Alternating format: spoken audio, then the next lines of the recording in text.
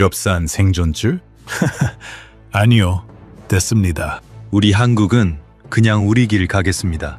지금 전 세계 외교가가 그야말로 발칵 뒤집혔습니다. 러시아의 칼날 앞에 선 핀란드와 스웨덴이 나토 승인 한 장에 목숨을 걸고 눈물을 흘릴 때 단 한 나라 대한민국만이 유럽 전체가 내민 금빛 초대장을 쓰레기통에 던져버렸기 때문입니다. 대체 왜일까요? 일본이 그 낡은 성벽에 문지기라도 시켜달라며 비굴한 로비를 벌일 때 한국은 이미 그 성벽 자체가 무너질 시한폭탄이라는 걸 간파하고 있었습니다. 남들에겐 생명줄인 동맹이 한국에겐 왜 발목을 잡는 족쇄에 불과했던 걸까요? 전 세계 전문가들이 한국의 소름 돋는 성우 안에 경악할 수밖에 없었던 통쾌한 반전 스토리 지금 시작합니다. 영상을 시청하신 후 마음에 드신다면 좋아요와 구독 버튼을 꼭 눌러주세요. 여러분의 관심이 저에겐 큰 힘이 됩니다. 그럼 바로 시작하겠습니다. 핀란드는 울면서 매달렸습니다. 스웨덴은 수십 년간 지켜온 중립국의 자존심을 내려놓았죠. 나토에 가입하기 위해서였습니다. 살기 위해서요.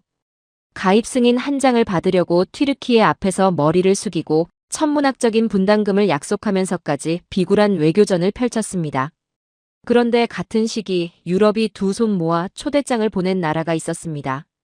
군사 나토가 아니라 경제 나토였죠. 남들이 죽기 살기로 들어가려는 그 성벽 안을요. 그 나라는 초대장을 한번 훑어보더니 이렇게 말했습니다. 우리는 그 안에 들어갈 이유가 없습니다. 전 세계 외교관들이 얼어붙었습니다. 오만한 거냐고요? 저는 그 반대라고 봅니다. 냉혹할 정도로 정확한 계산이었죠. 그 계산의 내막을 아는 사람은 많지 않습니다. 저는 조지프 뱅크스입니다. 프린스턴 대학교 국제정치학 석좌 교수이자 백악관 국가안보회의에서 전략자문관을 지낸 사람이죠. 경제 나토가 왜 만들어졌는지부터 말씀드리겠습니다. 트럼프가 전 세계를 향해 관세 폭탄을 터뜨렸죠.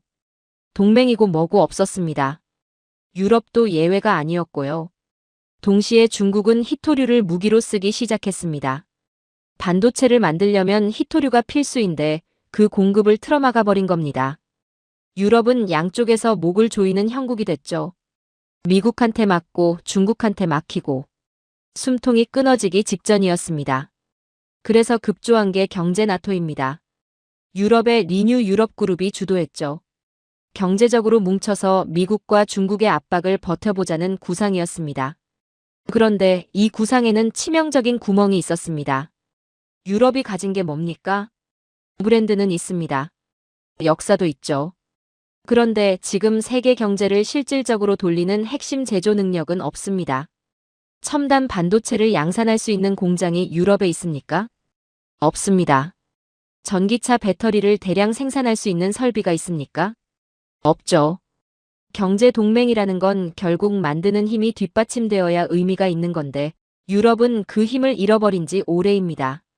그래서 유럽이 초대장의 1순위 수신자로 한국을 찍은 겁니다. 한국은 이 능력을 전부 가진 지구상에서 거의 유일한 나라니까요. 이 초대장에는 캐나다와 호주도 포함되어 있었습니다. 이 두 나라는 자원은 풍부하지만 제조 능력이 약하죠. 캐나다는 광물을 캐지만 그걸 반도체로 바꿀 공장이 없고 호주는 리튬을 퍼내지만 그걸 배터리 셀로 만들 기술이 없습니다. 경제 나토의 구조를 냉정하게 들여다보면 이런 그림이 나옵니다. 유럽이 시장을 제공하고 캐나다와 호주가 원자재를 대고 그걸 실제 제품으로 만들어내는 건 한국이 하는 거죠. 한국이 빠지면 어떻게 됩니까? 원자재는 있는데 가공할 곳이 없고 시장은 있는데 팔 물건이 없습니다. 엔진이 빠진 자동차나 다름없죠. 한국 없는 경제 나토는 설계도만 있고 공장이 없는 산업단지와 같습니다. 물리적으로 작동이 안 되는 구조입니다.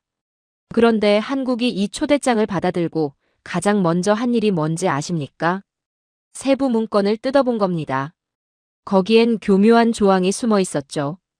위기시 자원 공유라는 이름으로 한국이 비축한 히토류와 반도체 물량을 유럽에 우선 배정한다는 내용이었습니다. 동맹을 맺자는 게 아니었습니다. 한국의 창고 열쇠를 복사하려던 겁니다. 한국은 이 구조를 꿰뚫어봤죠. 그리고 초대장을 돌려보냈습니다. 교수님, 그러면 한국이 모든 동맹을 거부하면서 혼자 가겠다는 건가요? 국제사회에서 고립되는 위험은 없는 건가요? 핵심을 찌르는 질문입니다. 보통은 맞는 말이죠. 혼자 서면 위험합니다. 그런데 고립이라는 게 성립하려면 상대가 나를 필요로 하지 않아야 합니다. 한국을 필요로 하지 않는 나라가 지금 이 지구상에 있습니까? 유럽은 한국 없이 스마트 공장을 돌릴 수 없고, 캐나다는 한국 없이 자원을 제품으로 바꿀 수 없고, 호주는 한국 없이 배터리 공급망을 완성할 수 없습니다. 미국조차 한국 반도체 없이는 전투기 한 대를 띄울 수 없는 상황이죠. 한국은 고립될 수가 없는 나라입니다. 전 세계가 한국 없이는 하루도 돌아가지 않는 구조가 이미 완성되어 있으니까요. 고립은 약자의 공포입니다. 대체 불가능한 나라에게 고립이라는 단어는 존재하지 않죠. 그리고 이 대체 불가능함을 가장 극적으로 보여준 장면이 하나 있습니다. 기술력이 아니라 품격의 이야기입니다. 이란에서 준전쟁 상태가 벌어졌을 때의 일입니다. 미사일이 하늘을 가르는 상황에서 나토 가입국들이 뭘 했는지 아십니까? 미국, 영국, 독일, 프랑스. 집단 안보를 외치던 이 나라들이 가장 먼저 한 일은 대사관 문을 닫는 것이었습니다. 위험하다는 이유로요. 성벽 안에서 서로를 지키겠다고 맹세한 나라들이 성벽 밖에서 총소리가 나니까 문을 걸어 잠근 거죠. 그런데 그 폭격이 쏟아지는 한복판에서 내려오지 않은 깃발이 하나 있었습니다. 태극기였습니다. 한국 대사관은 불을 끄지 않았죠. 단 한 명의 국민이라도 남아있으면 우리는 철수하지 않는다. 이게 한국의 원칙이었습니다. 나토에 가입하지도 않은 나라가 나토 가입국들이 도망친 자리를 지키고 있었던 겁니다. 그 결과가 어떻게 됐는지 아십니까? 전 세계에서 유일하게 작동하는 외교 채널이 한국 대사관이 됐습니다. 각국의 정보가 한국으로 모이기 시작했죠. 비겁한 동맹 10개보다 끝까지 남는 책임감 하나가 더 큰 권력을 만든다는 걸 한국이 증명해버린 겁니다. 자, 이제 전체 그림을 보시죠. 핀란드와 스웨덴은 살기 위해 성벽 안으로 기어들어갔습니다. 일본은 명찰을 지키느라 나라 국간을 비우고 있죠. 캐나다와 호주는 한국이라는 엔진 없이는 경제 동맹의 구조 자체가 성립되지 않습니다. 나토 가입국들은 폭격이 시작되자 가장 먼저 문을 닫았고요. 한국은요? 초대장을 거절하고 성벽 밖에 섰습니다. 폭격 속에서도 자리를 지켰고 그 어떤 클럽의 명찰 없이도 전 세계의 산업과 안보를 쥐고 있었죠. 한국이 거절한 건 초대장이 아닙니다. 낡은 세계의 질서를 거절한 겁니다. 그런데 아직 이야기가 끝나지 않았습니다. 유럽이 초대장에 숨겨놓은 건 독소 조항만이 아닙니다. 한국의 기술을 빨아들이기 위해 유럽이 뒤에서 얼마나 치밀한 구조를 짜놓았는지, 그리고 그 구조가 하나하나 무너져 내린 과정을 다음에 보여드리겠습니다. 유럽이라는 화려한 가면 뒤에 숨겨진 진짜 얼굴을 공개하죠. 유럽이라는 대륙이 지금 실제로 어떤 상태에 빠져 있는지 나라별로 하나씩 뜯어보겠습니다. 영국부터 가죠. 산업혁명의 발상지입니다. 증기기관을 발명하고 전 세계에 공장이라는 개념을 퍼뜨린 나라죠. 그 나라가 지금 어떤 상황에 처해 있는지 아십니까? 노후 원전이 수명을 다하면서 국가 전체가 대정전 위기에 몰려 있습니다. 전기가 끊기는 겁니다. 새 원전을 지어야 하는데 영국이 먼저 손을 내민 곳은 프랑스였습니다. 같은 유럽이니까요. 그런데 결과가 어땠는지 아십니까? 건설비가 당초 예산의 2배로 뛰었습니다. 공사 기간은 끝이 보이지 않을 정도로 늘어났고요. 미국 원전도 사정이 비슷했습니다. 기술은 있는데 현장에서 실행하는 능력이 사라진 거죠. 그래서 영국이 결국 어디를 보기 시작했는지 아십니까? 사막 한복판 아랍에미리트에서 예산 안에 정해진 기간 안에 원전을 완공해낸 나라입니다. 한국이죠. 영국의 에너지 전문가들 사이에서 한국 원전은 이제 여러 선택지 중 하나가 아닙니다. 사실상 유일한 답이 되어가고 있죠. 산업혁명을 시작한 나라가 불을 켜기 위해 한국 엔지니어를 불러야 하는 시대가 온 겁니다. 이런 나라가 한국한테 경제 동맹에 들어오라고 제안했다는 거 아닙니까? 동맹이 아니죠. 전기 좀 살려달라는 구조 요청이었던 겁니다. 프랑스는 더 흥미롭습니다. 마크롱 대통령이 공식 석상에서 한 발언이 있죠. 유럽은 유럽 무기를 사야 한다. 한국 방산을 정면으로 겨냥한 말이었습니다. 유럽의 자존심을 지키겠다는 거죠. 낮에는 이렇게 말합니다. 그런데 밤에 무슨 일이 벌어지고 있었는지 아십니까? 프랑스 방산 기업들이 한국과 조용히 기술 제휴를 타진하고 있었습니다. 프랑스가 자랑하는 전투기에 들어가는 정밀 타격 체계와 레이더 기술에 한국의 부품과 소프트웨어가 필요하기 때문이죠. 이거 없으면 전투기가 온전히 작동하지 못합니다. 카메라 앞에서는 한국을 견제하고 카메라 뒤에서는 한국 기술을 구하는 겁니다. 한 나라의 대통령이 공식 석상에서 한 말과 그 나라 기업들이 실제로 하는 행동이 정반대라는 건 그만큼 절박하다는 뜻이죠. 자존심으로 버틸 수 있는 단계를 이미 넘어섰다는 겁니다.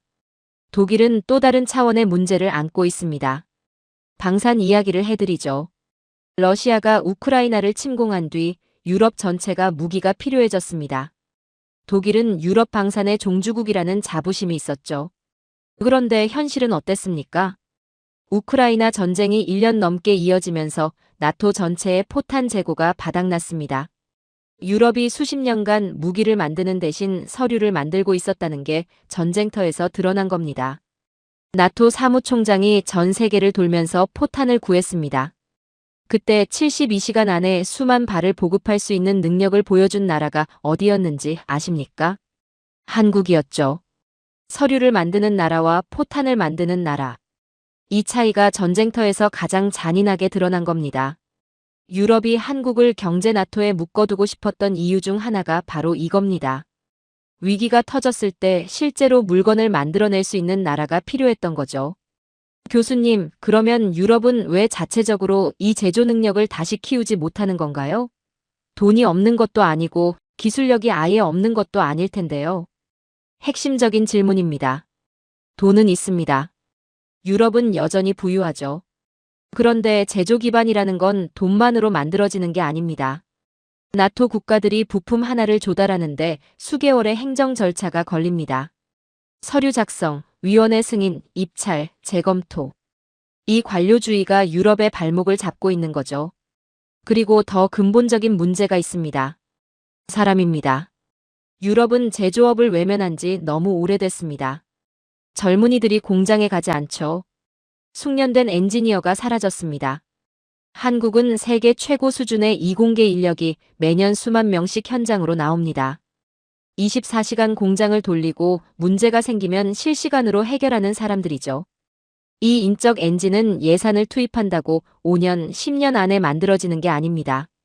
유럽이 지금 당장 수조 원을 쏟아부어도 한국이 수십 년에 걸쳐 쌓아올린 이 시스템을 따라잡는 건 구조적으로 불가능에 가깝습니다. 마지막으로 캐나다 이야기를 하겠습니다. 이건 유럽 이야기는 아니지만 유럽의 몰락을 가장 상징적으로 보여주는 사건이기도 합니다. 캐나다가 60조 원 규모의 잠수함 교체 사업을 시작했습니다. 북극해 영유권이 걸린 사안이니 국가 안보의 핵심이죠. 잠수함의 전통 강국이라고 하면 당연히 독일과 일본이 떠오릅니다. 수십 년간 이 분야를 지배해온 나라들이니까요. 당연히 사활을 걸었습니다. 그런데 캐나다가 가장 주목한 건 이 두 나라가 아니었습니다. 한국의 리튬이온 배터리 잠수함 체계였죠. 잠수함에서 가장 중요한 게 뭡니까? 얼마나 오래 물속에 있을 수 있느냐입니다. 이걸 자막 능력이라고 하죠. 한국의 리튬 배터리 체계는 기존 잠수함의 자망 시간을 압도적으로 끌어올렸습니다. 현재 이 기술에서 한국을 넘어설 수 있는 나라가 없습니다. 독일과 일본이 수십 년간 쌓아온 명성이 한국의 배터리 기술 앞에서 흔들리고 있는 겁니다. 여기서 보이는 게 있죠. 유럽이 한국을 경제 나토 안에 가두고 싶었던 진짜 의도입니다. 시장에서 공정하게 경쟁하면 이길 수가 없으니까 동맹이라는 틀 안에 묶어놓고 싶었던 거죠. 경쟁이 두려우면 규칙을 바꾸려 드는 겁니다. 유럽이 정확히 그랬습니다. 정리하겠습니다. 영국은 전기를 켤 능력을 잃었습니다. 프랑스는 자존심과 현실 사이에서 이중 생활을 하고 있죠. 독일은 포탄 하나 제때 만들지 못하는 처지가 됐고요. 캐나다의 국가 안보 사업에서는 유럽의 전통 강국들이 한국에 밀리고 있습니다. 이게 경제 나토 초대장의 진짜 배경입니다. 연대라는 화려한 이름 뒤에 숨겨진 건 만드는 힘을 잃어버린 대륙의 생존 본능이었죠. 그런데 한국의 이 거절에 가장 크게 흔들린 건 유럽이 아니었습니다. 일본이었죠. 이 주제를 꺼내는 이유가 있습니다. 한국이 경제 나토를 거절한 그 판단이 얼마나 정확했는지를 보여주려면 같은 상황에서 정반대의 선택을 한 나라를 봐야 하기 때문이죠. 일본이 바로 그 나라입니다. 일본은 지금 아시아에서 유일한 G7 멤버입니다. 선진국 클럽의 정회원이죠. 이 타이틀이 일본에게 얼마나 중요한지는 아무리 강조해도 부족합니다. 일본 외교의 근간이자 국가 자존심의 마지막 보루니까요. 그런데 이 타이틀을 유지하는데 어떤 대가가 따르는지를 아는 사람은 많지 않습니다. 일본의 국가 부채가 지금 얼마인지 아십니까? 국내 총생산의 260%를 넘겼습니다. 지구상에서 가장 빚이 많은 나라죠. 그런데도 일본은 선진국 클럽의 분담금과 국제 원조 비용을 줄이지 못합니다. 줄이는 순간 자리를 잃으니까요.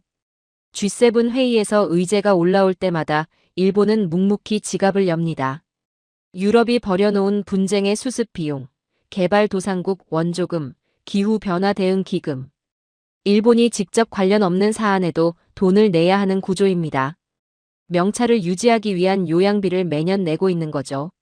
한국이 경제 나토와 G7 확대 제안을 거절한 이유 중 하나가 바로 이겁니다. 들어가는 순간 이 구조에 묶이는 거니까요. 일본이 그 함정에 빠져서 허리가 휘어지고 있는 걸 한국은 바로 옆에서 지켜보고 있었던 겁니다. 그런데 돈만의 문제가 아닙니다. 명찰에 집착하는 사이에 일본의 실질적인 경쟁력이 어떻게 됐는지를 봐야 합니다. 디지털 이야기를 해드리겠습니다. 일본이 G7의 품격을 논하고 있을 때 정작 일본 관공서와 은행에서는 무슨 일이 벌어지고 있었는지 아십니까? 팩스기 없이는 서류 전달이 안 되고 나무 도장 없이는 계약이 성립되지 않는 시스템이 아직도 돌아가고 있었습니다. 선진국 클럽의 멤버라는 나라에서요. 일본 정부도 이게 문제라는 건 알고 있었죠. 수조 원을 들여서 행정 전산화를 추진했습니다. 그런데 그 시스템을 구축하는 데 들어간 핵심 소프트웨어와 네트워크 장비가 어디서 온 건지 아십니까? 한국 기업의 솔루션이었습니다. G7 멤버라고 자부하는 나라의 행정 시스템을 돌리는 기술이 한국산이라는 뜻이죠. 명찰은 일본 거지만 그 명찰을 달고 있는 몸을 움직이는 신경체계는 한국이 깔아준 겁니다. 방산 시장에서는 더 극적인 일이 벌어지고 있습니다. 일본은 평화헌법을 개정하면서 무기 수출 시장에 본격적으로 뛰어들었습니다. 수십 년간 억눌려 있던 방산 산업을 풀어서 동남아와 호주 시장을 잡겠다는 전략이었죠. 일본이 내세운 건 품질이었습니다. 그런데 결과가 어떻게 됐는지 아십니까? 필리핀, 말레이시아, 인도네시아. 이 나라들의 하늘과 바다를 채운 건 일본 무기가 아니었습니다. 한국의 FA-50 전투기와 호위함이었죠. 왜 그랬을까요? 단순히 가격 때문만은 아닙니다. 한국 방산의 진짜 무기는 납품 이후에 있습니다. 후속 군수 지원, 부품 공급, 정비 교육까지 패키지로 제공하는 시스템이죠. 무기를 사는 게 아니라 안보 체계를 통째로 구축해주는 겁니다. 일본은 물건만 팔려고 했고 한국은 관계를 만들었습니다. 동남아 시장에서 일본이 단 한 대의 전투기도 수출하지 못한 건 우연이 아닙니다. 반도체는 어떨까요? 일본 정부가 야심차게 밀어붙인 프로젝트가 있습니다.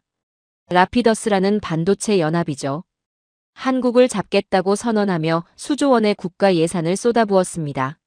목표는 첨단 반도체 양산이었죠. 그런데 설계도는 있는데 그걸 실제로 찍어낼 공장이 없었습니다. 양산 기술이라는 건 설계와는 완전히 다른 차원의 능력이거든요. 수율 관리, 공정 미세 조정, 대량 생산 품질 유지. 이건 수십 년간 현장에서 축적해야만 얻을 수 있는 능력입니다. 한국은 이걸 가지고 있고 일본은 가지고 있지 않죠. 낮에는 한국 반도체를 넘어서겠다고 선언하면서 실제 양산을 위해서는 한국의 파운드리 기술력을 필요로 하는 모순. 이게 지금 일본 반도체 산업의 현실입니다. 교수님, 그런데 일본도 과거에는 반도체 강국이었잖아요. 한때 세계 시장을 지배했던 나라가 왜 이렇게까지 된 건가요? 맞습니다. 1980년대에 일본은 세계 반도체 시장의 절반 이상을 차지했죠. 그런데 일본은 그 위치에서 한 가지 치명적인 실수를 했습니다. 멈춘 겁니다. 메모리 반도체에서 압도적이었던 시절의 성공 방정식을 그대로 붙잡고 있었죠. 세상이 시스템 반도체로, 파운드리로, 초미세 공정으로 넘어갈 때 일본은 움직이지 않았습니다. 과거의 영광이 미래의 감옥이 된 겁니다. 한국은 달랐죠. 한 번도 멈추지 않았습니다. 메모리에서 시작해서 파운드리로, 시스템 반도체로, 패키징 기술로 끊임없이 진화했습니다. 멈춘 나라와 달린 나라. 40년 뒤의 결과가 지금 눈앞에 있는 겁니다. 에너지 분야도 마찬가지입니다. 일본은 노후화된 발전소와 신재생 에너지 전환 실패로 수도권이 상시적인 전력 부족에 시달리고 있습니다. 이 문제를 해결하기 위해 일본 내부에서 슬그머니 나온 논의가 있죠. 한일 해저 케이블을 통해 한국의 여유 전력을 수입하자는 겁니다. 자국의 에너지 안보를 한국에 의존하겠다는 이야기나 다름없습니다. G7 멤버라는 나라가 옆 나라한테 전기를 빌려 쓰는 논의를 해야 하는 상황이 된 거죠. 자, 이제 전체 그림이 보이십니까? 일본은 선진국 클럽의 명찰을 지키기 위해 천문학적인 분담금을 내고 있습니다. 그런데 그 명찰 뒤에 있는 실체를 보면 행정 시스템은 한국 기술로 돌아가고 반도체는 양산 능력을 잃었고 방산 수출은 한국에 밀려 성과가 없고 전력마저 부족한 상황이죠. 명찰에 쓰인 글자는 화려한데 명찰을 달고 있는 몸이 버티질 못하고 있는 겁니다. 한국은 이 구조를 정확히 봤습니다. 명찰의 화려함에 현혹되지 않았죠. 들어가서 분담금을 내고 남의 전쟁 수습비를 떠안는 대신 밖에서 자기 기술과 속도로 전 세계 시장을 장악하는 쪽을 택했습니다. 일본이 명찰을 지키느라 곳간을 비울 때 한국은 그 곳간을 채우고 있었던 겁니다. 그런데 이 이야기에서 빠뜨릴 수 없는 존재가 하나 있습니다. 미국이죠. 유럽이 한국에 매달리고 일본이 명찰을 지키느라 곳간을 비우고 있는 동안 미국은 뭘 하고 있었을까요? 가만히 지켜보고 있었을까요? 아닙니다. 미국은 미국대로 한국을 정조준하고 있었습니다. 경제 나토의 본질을 다시 한번 짚어보겠습니다. 유럽이 이 동맹을 왜 만들었죠? 트럼프의 관세 폭탄 때문이었습니다. 미국이 동맹국까지 때리니까 유럽이 뭉쳐서 버텨보겠다는 거였죠. 그 말은 뭡니까? 경제 나토는 본질적으로 반미 성격의 연합이라는 겁니다. 미국이 이걸 가만히 둘 리가 없습니다. 워싱턴에서 한국에 조용히 메시지가 왔습니다. 유럽과 손잡는 순간 한미 관계에 심각한 영향이 있을 것이다. 직접적인 표현은 피했지만 뜻은 명확했죠. 여기서 한국의 위치를 보십시오. 한쪽에서는 유럽이 제발 들어오라며 초대장을 보내고 다른 한쪽에서는 미국이 들어가면 가만두지 않겠다고 압박하고 있습니다. 양쪽 거인 사이에 낀 형국이죠. 보통 나라라면 둘 중 하나를 선택해야 합니다. 그런데 한국은 제3의 선택을 했습니다. 둘 다 거절한 겁니다. 양쪽의 목줄을 동시에 쥔 거죠. 이게 가능했던 이유는 하나입니다. 양쪽 다 한국 없이는 안 되는 구조였으니까요. 미국이 한국을 얼마나 필요로 하는지를 보여드리겠습니다. 미 해군 이야기를 하죠. 세계 최강이라는 미국 해군이 지금 어떤 상황에 처해 있는지 아십니까? 군함 수십 척이 수리를 받지 못하고 항구에 묶여 있습니다. 도크가 부족하고 숙련된 인력이 없기 때문이죠. 미국의 민간 조선업이 거의 사라졌고 군용 조선소도 시설이 노후화됐습니다. 세계 최강의 해군력을 가졌는데 그 해군을 유지할 물리적 능력이 사라지고 있는 겁니다. 그래서 미 해군성 장관이 직접 한국 조선소를 방문했습니다. 세계에서 가장 크고 가장 빠르고 가장 정교한 조선소. 그 규모를 직접 보고 나서 내린 결론이 뭔지 아십니까? 한국의 협력 없이는 중국 해군을 압도하는 것이 불가능하다. 이건 외교적 수사가 아닙니다. 미국 해군의 전략적 판단이었죠. 미국의 해상 패권이 한국의 도크 위에서 연명하고 있다는 의미입니다. 그런데 한국은 이 상황을 그냥 받아들이지 않았습니다. 지렛대로 썼죠. 미국이 한국의 조선 능력을 필요로 하는 만큼 한국도 미국에게 받아낼 게 있었거든요. 미사일 지침 해제. 한국의 미사일 사거리와 탄두 중량을 제한하던 족쇄가 있었습니다. 미국이 수십 년간 풀어주지 않았던 건데 이게 해제됐습니다. 한국은 이제 원하는 거리까지 도달하는 미사일을 자유롭게 개발할 수 있게 된 거죠. 트럼프가 방위비 분담금을 올리겠다고 압박했을 때도 마찬가지였습니다. 한국은 당황하지 않았습니다. 돈을 더 내는 대신 독자적인 무기 개발과 우주 발사체에 대한 자유를 얻어냈죠. 돈을 주고 주권의 봉인을 풀어버린 겁니다. 트럼프는 돈을 챙겼다고 좋아했지만 실제로 더 큰 것을 가져간 건 한국이었습니다. 반도체 분야에서는 더 정교한 게임이 벌어지고 있습니다. 미국이 치포 동맹이라는 걸 만들었죠. 한국, 일본, 대만을 묶어서 중국을 반도체 공급망에서 차단하겠다는 구상입니다. 미국은 이 동맹을 통해 한국을 자기 편에 확실히 묶어두려 했습니다. 한국 기업들이 미국에 대규모 반도체 공장을 짓겠다고 발표했을 때 미국 정계는 환호했죠. 그런데 여기에 함정이 있습니다. 공장 건물은 미국 땅에 있지만 그 공장을 실제로 돌리는 핵심 장비와 운영 소프트웨어, 공정 기술은 전부 한국이 통제하고 있습니다. 미국 영토에 공장은 세워졌지만 그 공장의 전원 스위치는 한국 손에 있는 거죠. 미국은 한국 반도체 없이는 최신 전투기도, 미사일 유도 장치도, 인공지능 서버도 작동시킬 수 없습니다. 동맹으로 묶어두려 했는데 오히려 의존이 더 깊어진 겁니다. 교수님, 그런데 미국이 한국에 이렇게 의존하는 걸 그냥 두고 볼까요? 자체 반도체 생산 능력을 키우면 한국의 영향력이 줄어들 수도 있지 않나요? 당연히 미국도 노력하고 있습니다. 반도체법을 만들어서 수백억 달러를 쏟아붓고 있죠. 그런데 이게 생각만큼 쉽지 않습니다. 공장을 짓는 건 돈으로 됩니다. 그 공장에서 반도체를 실제로 찍어내는 건 완전히 다른 차원의 문제죠. 수율이라는 게 있습니다. 같은 설비를 놓고도 누가 운영하느냐에 따라 양품 비율이 하늘과 땅 차이입니다. 이 수율을 끌어올리는 능력은 수십 년간 현장에서 축적해온 경험에서 나옵니다. 미국이 돈을 아무리 들여도 한국 엔지니어들이 쌓아온 이 현장 노하우를 단기간에 복제하는 건 불가능합니다. 그래서 미국 땅에 지은 반도체 공장도 결국 한국 인력이 핵심 라인을 운영하고 있는 거죠. 건물은 미국에 있지만 그 안에 두뇌는 한국인인 겁니다.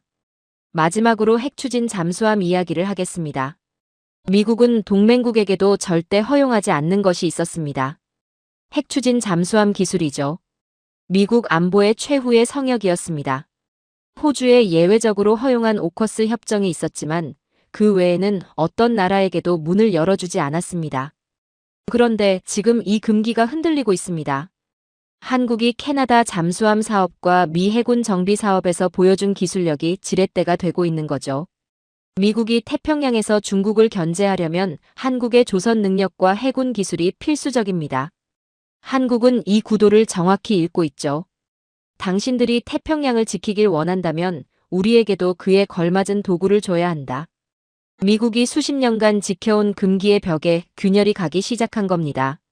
한국은 미국의 보호를 받는 나라에서 미국의 전략을 함께 설계하는 나라로 위치가 바뀌고 있습니다.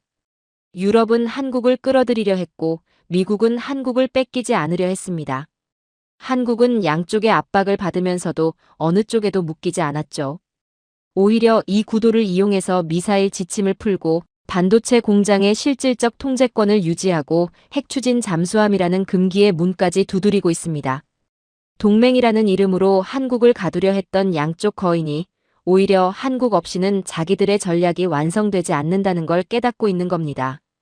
지금까지 유럽, 일본, 미국 이야기를 했습니다. 각각의 상황을 보여드렸죠. 이번엔 관점을 바꾸겠습니다.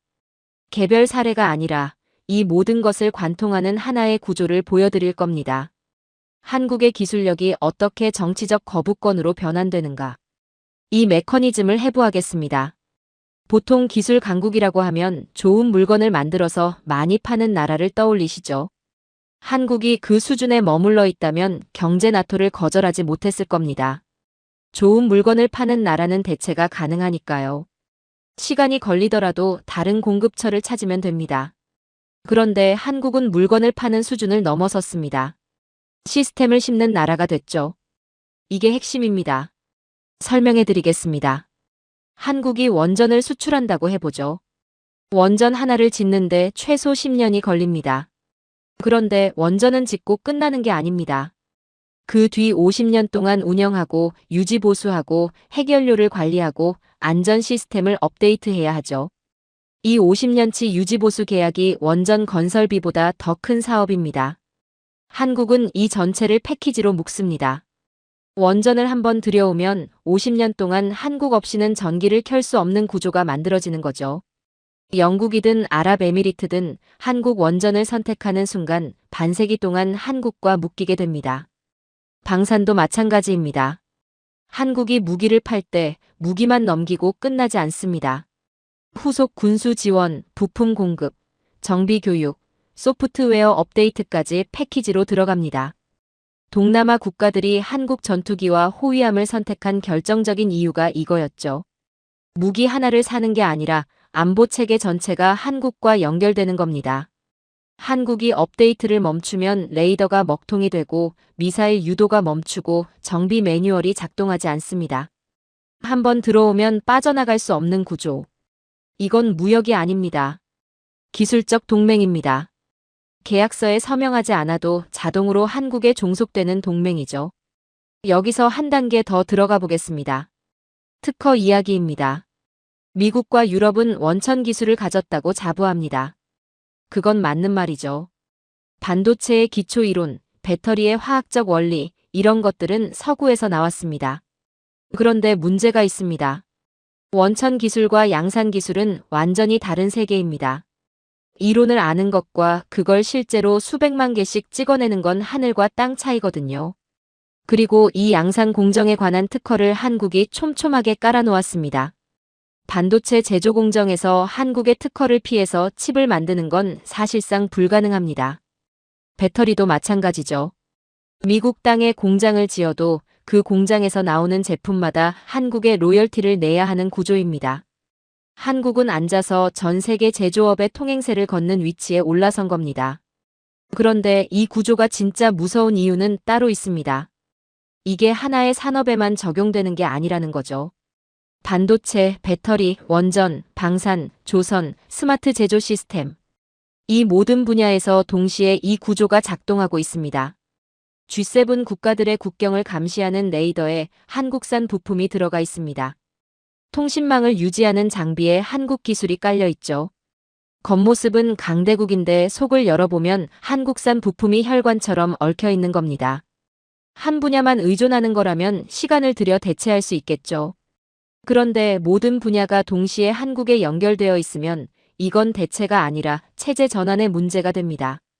그 비용과 시간은 어떤 나라도 감당할 수 없는 수준이죠. 교수님, 그런데 한국이 이렇게 핵심적인 위치에 있다면 오히려 위험한 거 아닌가요? 여러 나라가 연합해서 한국을 견제하거나 기술을 빼앗으려는 시도가 있을 수도 있잖아요. 예리한 질문입니다. 실제로 그런 시도가 없는 건 아닙니다. 유럽의 경제 나토 제안 자체가 어떻게 보면 한국을 틀 안에 가둬서 기술 접근권을 확보하려는 시도였으니까요. 그런데 이 시도가 왜 실패했는지를 보면 답이 나옵니다. 한국의 기술 권력은 한 사람, 한 기업, 한 특허에 집중되어 있지 않습니다. 수만 명의 엔지니어가 매년 현장에 투입되고 수천 개의 기업이 공급망을 형성하고 수십만 건의 양산 특허가 그물처럼 얽혀 있죠. 이걸 빼앗으려면 한국이라는 나라 전체를 통째로 복제해야 합니다. 한두 개의 기술을 빼가는 건 가능할 수 있어도 이 시스템 전체를 복제하는 건 불가능합니다. 서구가 제조업을 버리고 금융으로 간 수십 년 동안 한국이 쌓아올린 이 생태계는 돈으로도 시간으로도 모방할 수 없는 것이 되어버렸습니다.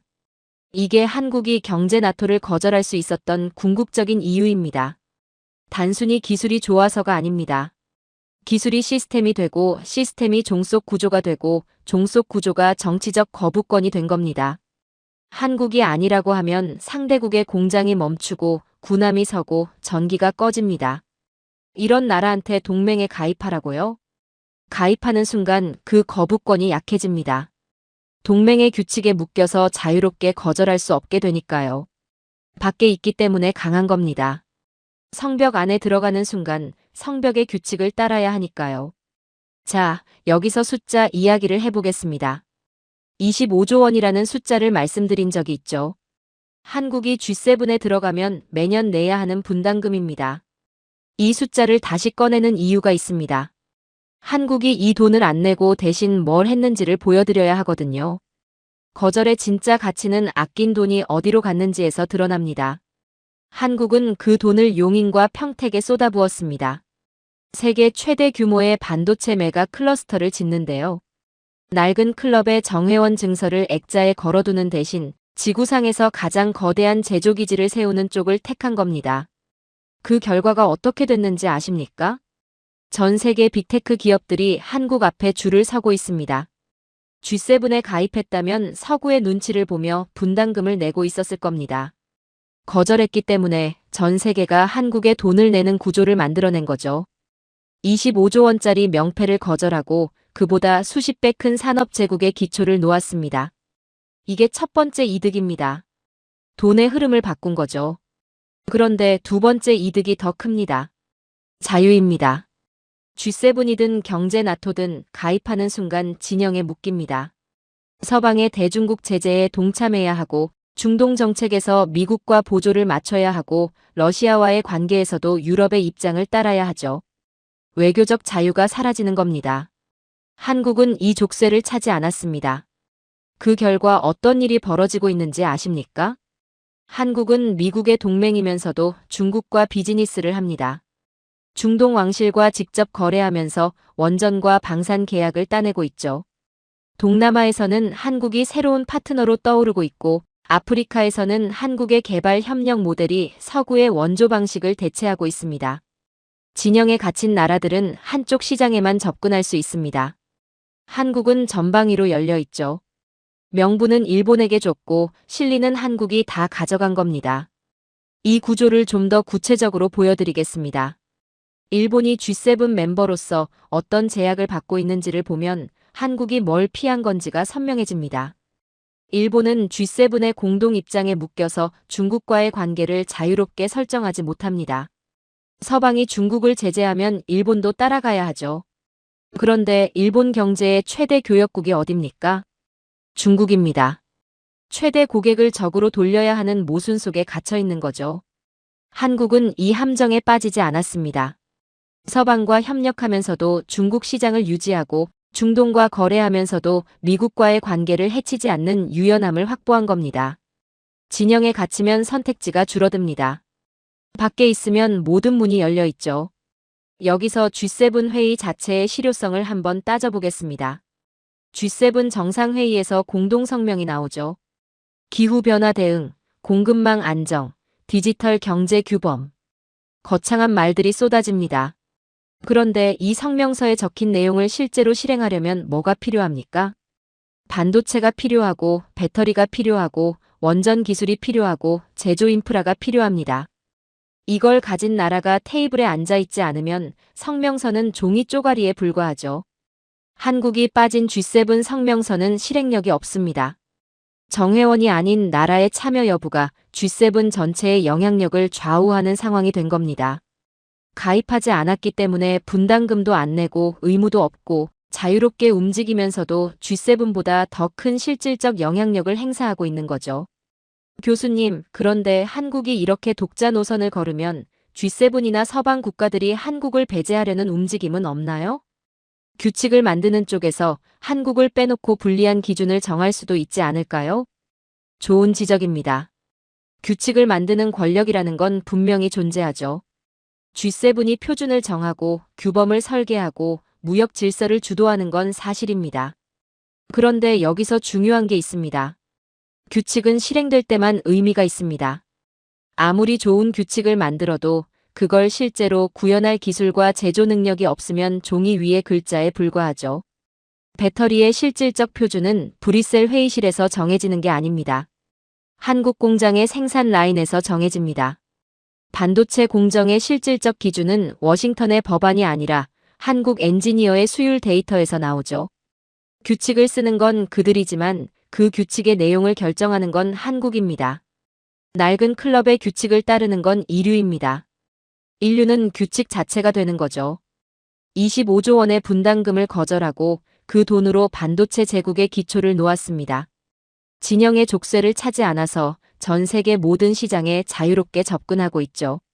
G7에 가입하지 않았는데도 G7보다 더 큰 실질적 영향력을 행사하고 있습니다. 한국의 거절은 실수가 아니었습니다. 역사상 가장 냉정하고 치밀한 실리 계산이었죠. 경제 나토 이야기로 다시 돌아가겠습니다. 한국이 거절한 뒤 이 동맹이 실제로 어떻게 됐는지를 보여드릴 차례입니다. 결론부터 말씀드리죠. 작동하지 않고 있습니다. 한국이 빠진 경제 나토가 왜 먹통이 됐는지를 구체적으로 보여드리겠습니다. 이 동맹의 구상은 이랬죠. 유럽이 시장을 제공하고 캐나다와 호주가 원자재를 대고 핵심 제조는 한국이 맡는다. 그런데 한국이 빠졌습니다. 원자재는 있는데 가공할 곳이 없고 시장은 있는데 팔 물건이 없는 구조가 된 거죠. 유럽이 이걸 자체적으로 메우려고 시도했습니다. 반도체 자립을 선언하고 배터리 공장을 짓겠다고 발표하고 방산 생산 라인을 복원하겠다고 했죠. 그런데 선언만 잔뜩 나오고 실제로 돌아가는 건 거의 없습니다. 왜냐하면 공장을 짓는 건 돈으로 되지만 그 공장을 실제로 돌릴 인력과 시스템이 없으니까요. 경제 나토는 한국이라는 엔진을 전제로 설계된 구조였는데 그 엔진이 빠진 채로 출발하려니 바퀴가 굴러가지 않는 겁니다.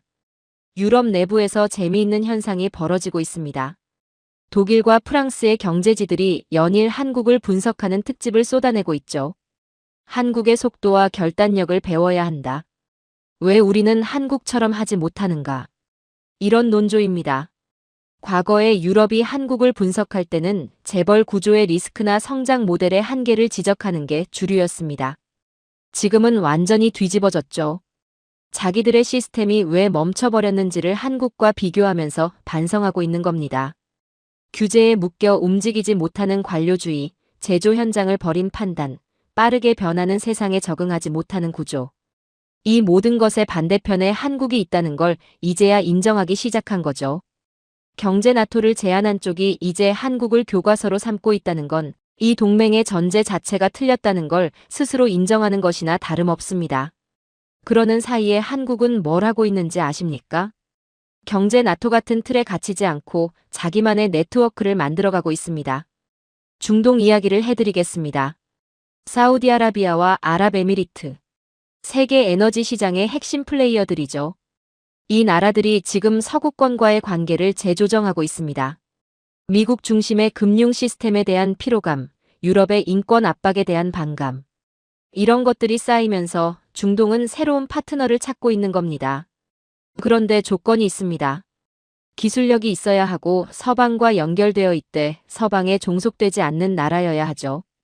미국과 손잡으면 미국의 규칙을 따라야 합니다. 중국과 손잡으면 서방의 제재 위험이 있죠. 어느 진영에도 완전히 묶여있지 않으면서 양쪽 모두와 자유롭게 거래할 수 있는 나라. 한국이 정확히 그 자리에 있습니다. 경제 나토에 들어가지 않았기 때문에 서방의 규칙에 묶여있지 않고 미국의 동맹이기 때문에 안보적 신뢰도 있죠. 이 독특한 위치 때문에 중동이 한국을 선택하고 있는 겁니다. 원전을 맡기고 방산 장비를 사고 스마트 시티를 함께 짓고 있죠. 중동 왕실의 계산은 단순합니다. 한국과 엮이면 미국도 유럽도 함부로 건드리지 못한다. 한국은 중동에서 서구 열강이 수십 년간 차지하고 있던 자리를 조용히 가져오고 있습니다. 동남아도 마찬가지입니다. 필리핀, 인도네시아, 말레이시아. 이 나라들이 안보 파트너를 고를 때 과거에는 미국 아니면 선택지가 없었습니다. 지금은 다릅니다. 한국이 전투기, 호위함, 방공 시스템을 패키지로 제공하면서 새로운 선택지가 된 거죠. 미국산보다 가격이 합리적이고 유럽산보다 납기가 빠르고 중국산보다 신뢰가 높습니다. 그런데 결정적인 차이가 하나 더 있습니다. 한국은 무기를 팔면서 정치적 조건을 달지 않습니다. 미국은 무기를 팔면서 외교적 보조를 맞추라고 요구하죠. 유럽은 인권 기준을 내세웁니다. 한국은 그런 조건 없이 기술과 시스템만을 제공합니다. 이 차이가 동남아 시장에서 한국의 점유율을 빠르게 끌어올리고 있는 겁니다. 교수님, 이 상황이 계속 유지될 수 있을까요? 한국이 지금은 유리한 위치에 있지만 국제 정세가 바뀌면 독자 노선이 오히려 위험해질 수도 있지 않나요? 솔직히 말씀드리겠습니다. 영원한 건 없습니다. 국제 정세는 항상 변하죠. 그런데 한 가지 변하지 않는 게 있습니다. 만드는 힘을 가진 나라는 어떤 정세에서도 살아남는다는 겁니다. 동맹이 바뀌고 진영이 재편되고 규칙이 다시 써져도 결국 물건을 만들어낼 수 있는 나라 앞에 세상이 줄을 섭니다. 한국의 위치는 동맹의 이름에서 나오는 게 아닙니다. 대체 불가능한 능력에서 나오는 거죠. 경제 나토가 무너지든 G7이 재편되든 한국의 공장과 엔지니어와 기술은 그대로입니다. 성벽은 무너질 수 있지만 만드는 힘은 무너지지 않습니다. 정리하겠습니다. 경제 나토는 한국 없이 작동하지 못하고 있습니다. 유럽은 한국을 교과서로 삼으며 자기 시스템을 반성하고 있죠. 그 사이에 한국은 중동과 동남아에서 서구가 수십 년간 차지하던 자리를 가져오고 있습니다. 경제 나토라는 성벽에 들어가지 않았기 때문에 가능한 일이죠. 성벽 안에 갇힌 나라들은 규칙에 묶여 움직이지 못하고 성벽 밖에 한국은 자유롭게 전 세계를 누비고 있습니다. 이제 마지막 이야기를 해보겠습니다. 지금까지 숫자와 전략과 기술의 이야기를 했습니다. 지금부터는 그 모든 것의 밑바닥에 흐르는 것을 말씀드리겠습니다. 한국이라는 나라를 한국이게 만드는 본질. 이건 반도체도 원전도 전차도 아닙니다. 나토라는 동맹의 본질이 뭔지 다시 한번 생각해 보겠습니다. 나토는 공포 위에 세워진 성벽입니다. 소련이 무서워서 뭉쳤고 러시아가 무서워서 유지되고 있죠. 공포가 접착제입니다. 그런데 공포로 뭉친 동맹에는 치명적인 약점이 있습니다. 공포가 사라지면 흩어지고 공포가 너무 커지면 도망칩니다. 나토의 역사가 이걸 증명하고 있죠. 집단 안보라는 말이 있습니다. 한 나라가 공격받으면 모든 회원국이 함께 싸운다. 듣기엔 든든하죠. 그런데 이 말의 반대편을 보십시오. 한 나라가 전쟁을 시작하면 당신의 나라도 강제로 끌려간다는 뜻입니다. 당신의 아들이, 당신의 예산이 남의 전쟁에 소모됩니다. 나토에 묶인 나라들은 자기 의지와 상관없이 타국의 분쟁에 발목을 잡힙니다. 한국은 이 구조에 들어가지 않았습니다. 그 결과 어떻게 됐습니까? 서구권의 전쟁에 끌려다니지 않으면서도 전 세계 모든 나라가 한국의 무기와 기술을 필요로 하는 위치에 올라섰죠. 밧줄에 묶여서 함께 걷는 것보다 자유롭게 서서 모두가 찾아오게 만드는 것이 더 강한 안보라는 걸 한국이 보여주고 있는 겁니다. 여기서 일본과의 대비가 선명하게 드러납니다. 일본이 지금 뭘 하고 있는지 아십니까? 도쿄에 나토 연락사무소를 유치하기 위해 총력을 기울이고 있습니다. 나토의 공식 파트너라는 간판을 달고 싶은 거죠. 명함 한 장을 얻기 위해 외교력을 쏟아붓고 있는 겁니다. 한국은요? 그런 간판에 관심이 없습니다. 대신 나토의 최전방인 폴란드와 루마니아의 무력체계 자체를 한국제로 교체하고 있죠. 전차, 자주포, 방공 시스템. 나토의 실제 전투력을 구성하는 핵심 장비가 한국산으로 바뀌고 있는 겁니다. 일본은 나토의 명함을 얻으려 하고 한국은 나토의 심장을 쥐고 있습니다. 실리와 명분. 이 차이가 시간이 갈수록 벌어지고 있죠. 그런데 제가 한국을 연구하면서 가장 깊은 인상을 받은 건 이런 전략적 계산이 아닙니다.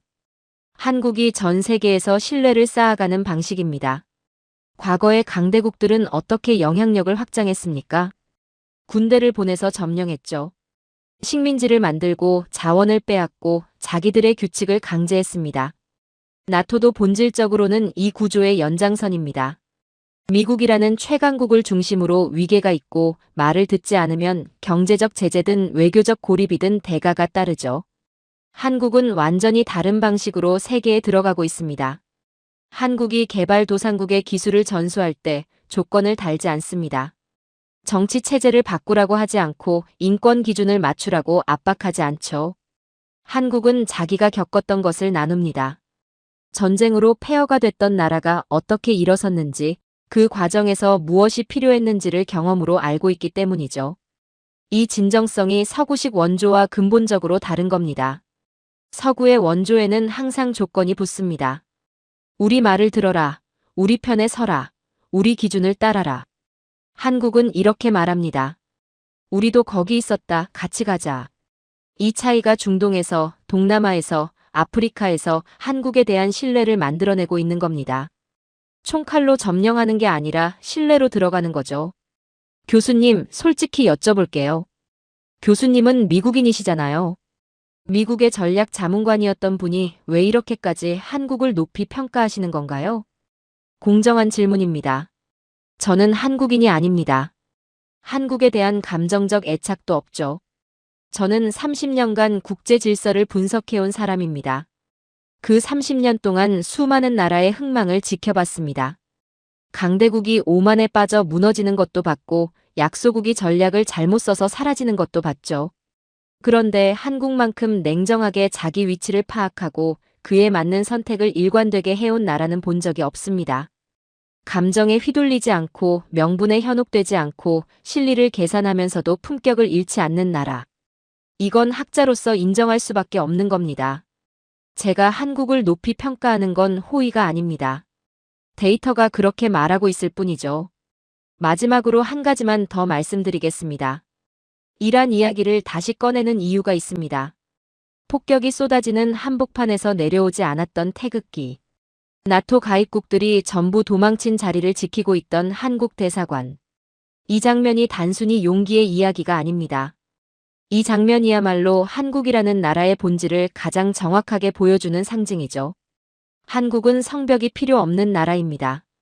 반도체로, 원전으로, 조선으로, 방산으로 전 세계의 핵심 인프라를 쥐고 있으니까요.